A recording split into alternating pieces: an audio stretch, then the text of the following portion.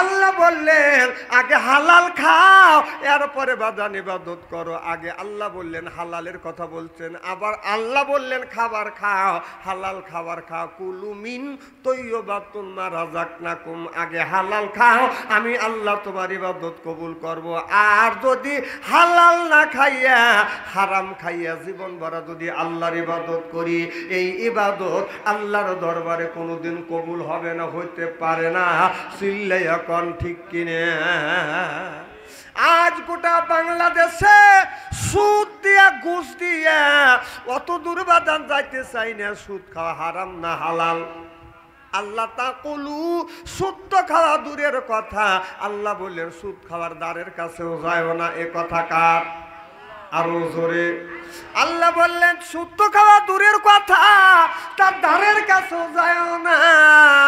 তাহলে আমরা সুদ জিনিসটা, সুদের টাকা বাজার লাগাই, এই সুদের টাকা দিয়ে গরুর গোস্ত কিনে আনি, এরপরে বিবি বুনো করিয়ে দেয়, এইটা খাইতে বাজার মজা লাগে কি লাগে না? জোরকন।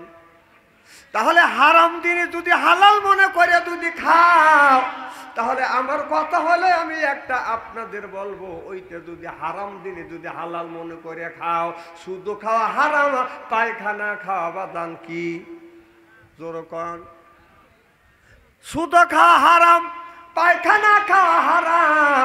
তাহলে সুদের টাকা দিয়ে গরুর গোস্ত কিনে আনিয়ে বিবি রান্না করে দেয়, বুনো করে দেয়, আপনি যখন খান একটা ফ্রিজ নিয়ে টয়লেট থেকে একটু মল তুলবেন, কথা বুঝতেছেন না? তুলিয়া এক টুকরো করে গরুর গোস্ত খাবেন, আর ওইটা সালাদ বানায়া খাবেন। কেমন হবে? হাসেন না, হাসেন না। কারণ ওইটা যদি হালাল মনে করে খান, হারাম জিনিস যদি হালাল মনে করে খান, ওটাও হারাম এটাও হারাম।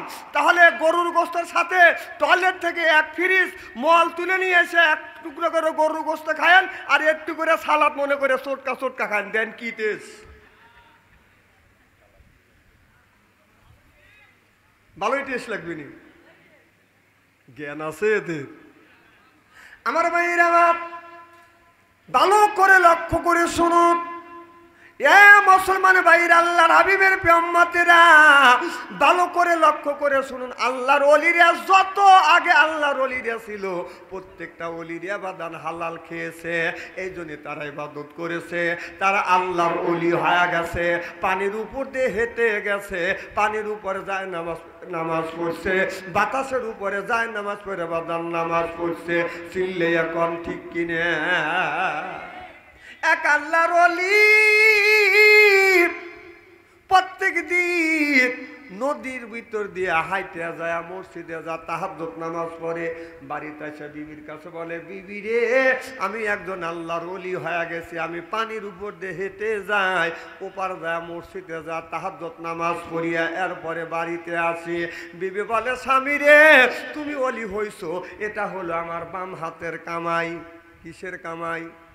স্বামীর রাগ হয়ে গেছে, ইবাদত করি আমি, বন্দেগী করি আমি, আর বিবি আমারে বলে এটা তার বাম হাতের কামাই, আমাকে প্রমাণ করা লাগবে।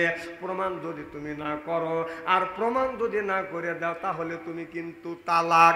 এবার স্বামী যখন এই কথাটা বাদান বলে ফেললেন, বিবি বলে, স্বামী রে, আর আমি যদি প্রমাণ করে দিই, তাহলে কি আমি তালাক হব না? এত বড় কথা বলেছে বিবি রে, প্রমাণ যদি না করে দাও, তাহলে তুমি কিন্তু তালাক হয়ে যাবা। এত বড় কথা বলছে। আমাদের দেশের মানুষেরা কথায় কথায় বউকে বাদান তালাক দেয় কি দেয় না? এতে কয়েকদিন আগে একের 3 তালাক মারছে, কথা বুঝতেছেন না? বউ তালাক দিছে, 1 তালাক, 2 তালাক, 2 তালাক, তোর মা তালাক, তোর বাপ তালাক, তোর 14 গোষ্ঠী তালাক। কথা কয় না, কথা কয় না। মানে বউ তালাক দিলে বলতে পারেন যে হুজুর, বউ তালাক দিলে শ্বশুরও তালাক হয়, শাশুড়ও তালাক হয়। হ্যাঁ, তালাক হয়। বউ যদি তালাক দেওয়া চায়, শ্বশুর শাশুড়ির সাথে কি সম্পর্ক থাকে? কথা কন। এবেই একদিন আপনার বাড়ি এলাক যায়, 2-4 দিয়ে থাপ্পড় দিয়ে মারিয়া শ্বশুর বাড়ি যা শাশুড়ি বলবেন, আম্মা আপনার মেয়ে কাজকে সেই রকম মারছি, আপনি মুরগিও জব করে দিবেন না, কয় কুত্তো সর। কথা কন। আমার ভাইরা আমার, আল্লাহর ওলি বলে ফেললেন, বাবা আল্লাহর ওলি বলে ফেললেন, তুমি যদি প্রমাণ না করে দিতে পারো তোমার বাম হাতের কামাই আমাকে ওলি বানাইতে, প্রমাণ যদি না করে দিতে পারো তাহলে তুমি তালাক। এবার আল্লাহর ওলির বিবি বলেছে আমাকে 5 দিন সময় দেওয়া লাগবে, তবে 3 দিনের মধ্যে তুমি ফলাফল পাবে, রেজাল্ট পাবে। এবার ওই মেয়েটা ফজরের নামাজ তাড়াহুড়ো করে পড়ছে বাদান আপনার সূর্য ওঠার আগে, এরপরে পায়খানা করে ওযু দেয় না, প্রসাব করে বাদান ওযু দেয় না, নাপাক অবস্থায় মানুষ যখন রান্না বাড়া করে, একটা মানুষ পেশাব করে পায়খানা করে যদি ওযু না দেয়, কুকুর যেমন না পাক ওই মানুষটাও বাদান ঠিক তেমন না পাক থাকে। চিল্লাই এখন ঠিক কিনে, কয়দিন ওযু দিই, এখন তো বলতেছেন ঠিক, নিজের মধ্যেই তো ওই জিনিসটা নাই। পায়খানা করে ওষু তো দেওয়া দূরের কথা, পায়ে পানিও নেয় না, খালি কোনো রকম করে পানি খরচ করে চলে যায়। সামনে খেতুদের আইগাটা যদি নাকে ময়লা পরিষ্কার করে আর দে গুগু গন্ধ। হাসেন না, কথাগুলি বুঝেন আমার ভাইরা।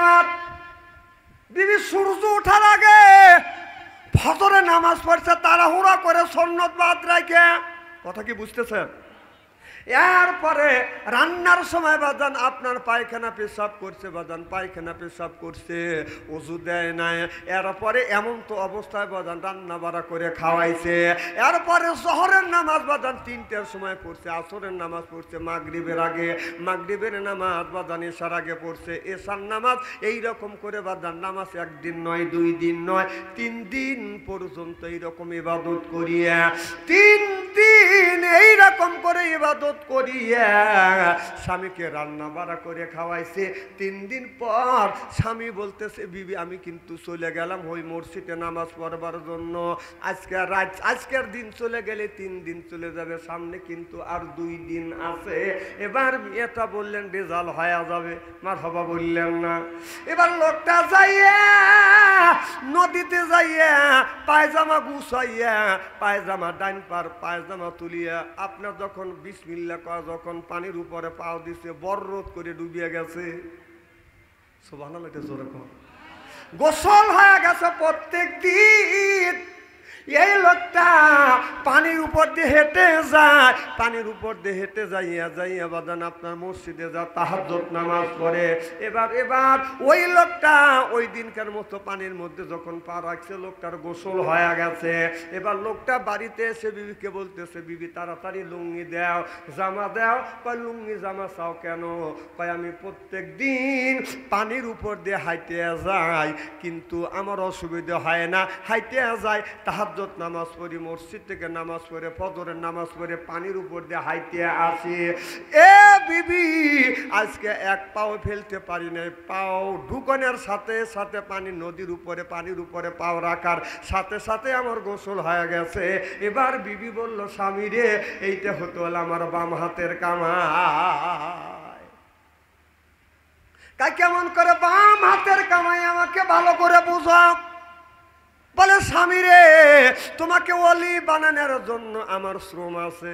সুবহানাল্লাহ বললেন না, কারণ তোমাকে ওলি বানানোর জন্য আমার ইবাদত আছে, আমার বন্দেগী আছে, আমার ভালো ভালো কাজ রয়ে গেছে। তোমাকে ওলি বানাইছি আমি।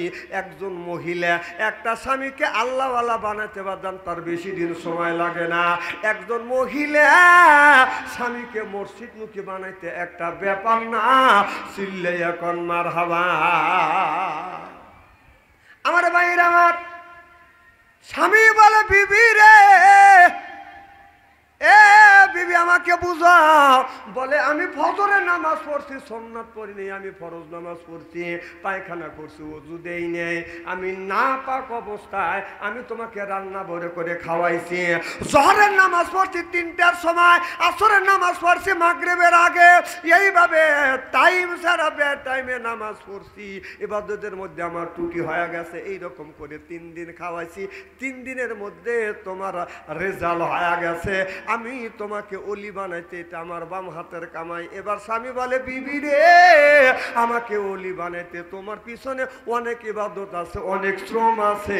চিল্লাই এখন মারহাবা। অনেক মহিলা আমাদের মোবাইল করে হুজুর দোয়া করেন আমার স্বামী জানি নামাজি হয়। আমরা জীবন ভরা মোল্লারা, বাংলাদেশের সব মোল্লারা দোয়া করিয়া তোমার স্বামীকে নামাজি বানাতে পারবে না। নামাজি বানাতে যদি পারে একমাত্র তুমিতে পারবে। বললো হুজুর এই যে কান্নাকাটি করি দোয়া করি আল্লাহ কানে শোনে না। আল্লাহ কানে ঠিকই শোনে, তোমার শ্রম নাই। কি নাই?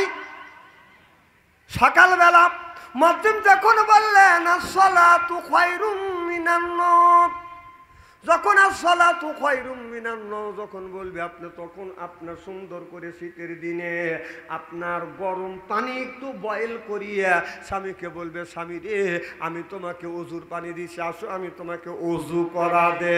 আল্লাহ নবী বললেন স্বামী যদি বিবিকে ওযু করা দেয়, সুবহানাল্লাহ বললেন না, ওযু যদি করা দেয় স্বামী আমি আপনাকে ওযু করে দিই, ওযু করে দেওয়ার পরে আপনার আঁচল দিয়ে স্বামীর হাতের পানি মুখের পানি দাড়ি পানি মুছে দিয়ে দাড়ি ধরে যদি চুমন দেয়, আল্লাহ নবী বললেন স্বামী নামাজ পড়িয়া যে সওয়াব পাবে, জামাতে নামাজ পড়িয়া যে সওয়াব পাবে, বিবি স্বামীর খেদমত করিয়া সমান সমান সওয়াব আল্লাহ তার আমলনামায় দিয়ে দিবি।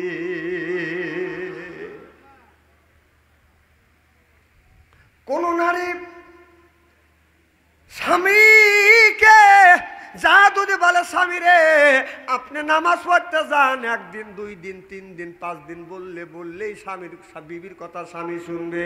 আপনি যাইয়া স্বামীর মাথাতে হাত বুলা দিবেন, প্রয়োজন হলে হাতে একটু পানি নিয়ে মুখে দিয়ে দিবেন, ছিটিয়ে দিয়ে দিবেন, দেখেন আবার চলদানি ফাটায় না। আছে তো এরকম আছে, এরকম আছে। এই জন্যই মেয়েদেরকে আল্লাহ এমন একটা ক্ষমতা দিছে 1 মিনিটের মধ্যে কান দিয়ে আপনার বুক ভাষা দিতে পারে। তা আমার কথা হলো যে একটা শাড়ির জন্য তোমার স্বামীকে যদি পাবনা শহরে পাঠা দিতে পারো, তাহলে তোমার স্বামীকে তুমি মসজিদ মুখে কেন বানাতে পারবে না? একটা ছেলেকে মা বাবা লক্ষ লক্ষ টাকা ব্যয় করে, তার পিছনে লক্ষ লক্ষ টাকা ব্যয় করে এই ছেলেকে লেখাপড়া শিখেছে এবং লক্ষ লক্ষ টাকা দিয়ে চাকরি পর্যন্ত দিছে।